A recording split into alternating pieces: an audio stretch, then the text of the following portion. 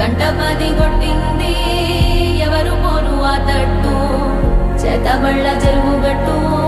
పిశాచాలే దాని చుట్టూ తలచుకుంటే ఆ చోటు వెన్నులో నవుడుకు పుట్టు